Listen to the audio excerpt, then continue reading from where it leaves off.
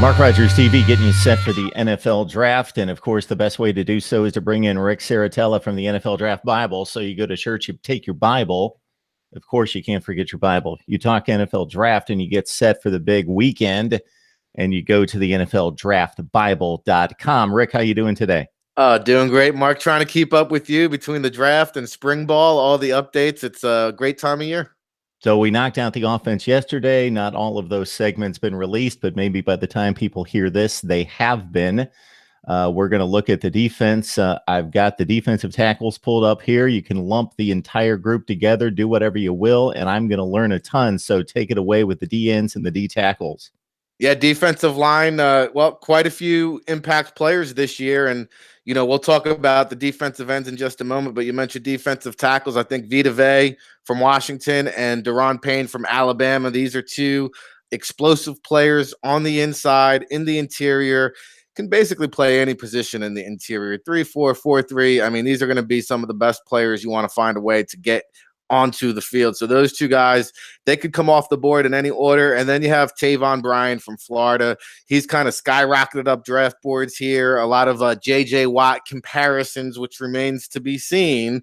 But let's remember, J.J. Watt, I mean, he went in the latter part of the first round too. He didn't have these huge expectations. So I think he's in first round consideration along with Mo Hurst. Now, he was unable to work out at the combine. There was a heart condition that came up during the screening process of his physical. So he did not work out at the combine.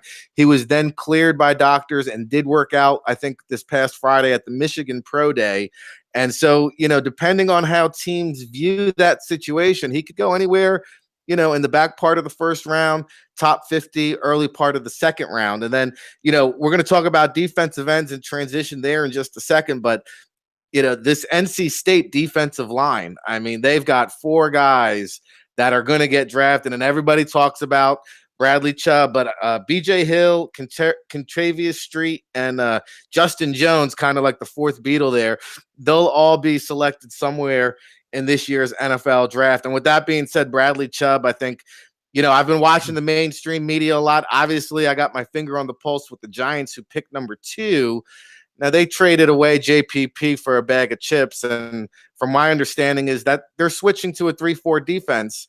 And I'm not so sure, that Bradley Chubb, who a lot of mainstream media are linking to the Giants now at number 2, I'm not so sure he translates as a 34 outside linebacker. So I think that's a mysterious spot in the draft, that number 2 selection. And then the other thing that's going to be interesting to see, we talked about Taven Bryan shooting up boards. Marcus Davenport from UTEP. I mean, this guy is just exploded onto the scene at the Senior Bowl. You watch his film, and he has the raw athleticism and the upside. There's other periods where he just completely disappears. Obviously, the level of talent is got to be weighed there too, but some people value him higher than, say, a Harold Landry from Boston College, who has all the production, a proven track record, top-tier competition. So it's going to be interesting to see where teams value those two guys in the first round. And then a couple of dark horse candidates. I think Sam Hubbard from Ohio State, this kid's about as well put together as any player in this year's draft. I think he's one of the safer selections. You kind of know what you're getting, an instant plug-and-play type of prospect. And then Arden Key, the mysterious man from this past season. People were talking about him as a potential top 10 pick when the season started. We all know there's been a lot of trials and tribulations throughout the season. And then, just 2 guys or 3 guys I want to put on the radar as sleepers. Marcel Frazier from Missouri, led the SEC in sacks, was not invited to the combine, had an outstanding pro day workout. And PJ Hall from Sam Houston State. This guy's 300 pounds, running faster than some of the running backs. I think he had a 4.6 40. So definitely a day 3 guy to just keep in mind there. So, Rick, it looks like Kentavious Street, if he's looking for a nickname, you have named him Ringo, and we could go with that possibly.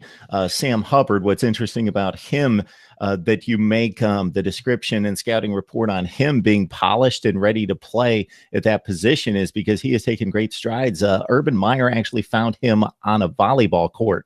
Didn't find him on a football field.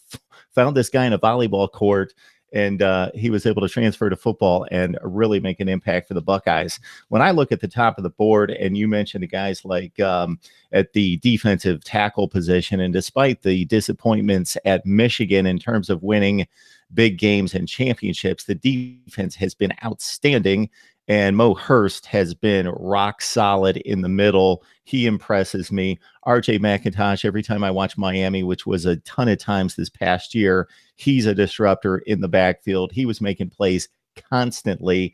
Harrison Phillips, one of the bigger guys in terms of girth. He obviously jumps off the board. For me, again, I'm looking at it from the collegiate production standpoint.